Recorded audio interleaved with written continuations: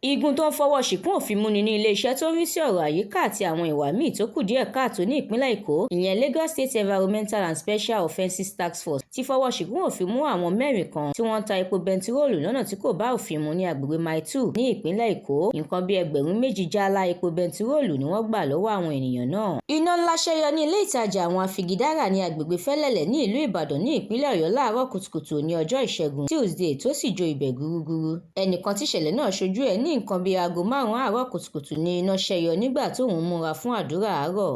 Ọkùnrin oníṣòwò ẹni ọdún 55 kan torúkọ rẹ̀ ń jẹ́ Sẹ́ni Àdó ni wọ́n ti ní kí wọ́n fi sí àhámọ́ ní ìpínlẹ̀ Kánò. Ilé-ẹjọ́ Ṣàríà tó kalẹ̀ sí ìpínlẹ̀ Kánò ló pa àṣẹ náà. Àdó níròyìn fìdí ẹ̀ múlẹ̀ pé ó ń gbé ní agbègbè Sheka Gabas ní ìjọba ìbílẹ̀ Kuni Bosto. Ẹ̀sùn tí wọ́n fi kàn án ni pé ó ṣẹ̀rùba alájọgbé rẹ̀ kan tó sì tún lù ú ṣe léṣe.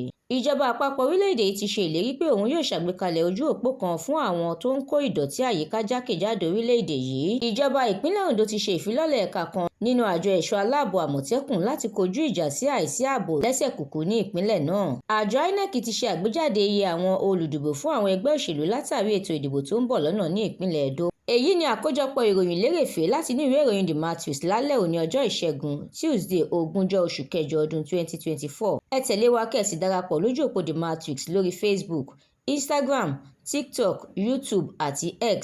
Àdúrà mọ́mi Balógun ló ṣòǹgbùfọ̀ ìròyìn yìí. Ẹniọlá Sálíù lórúkọ mi.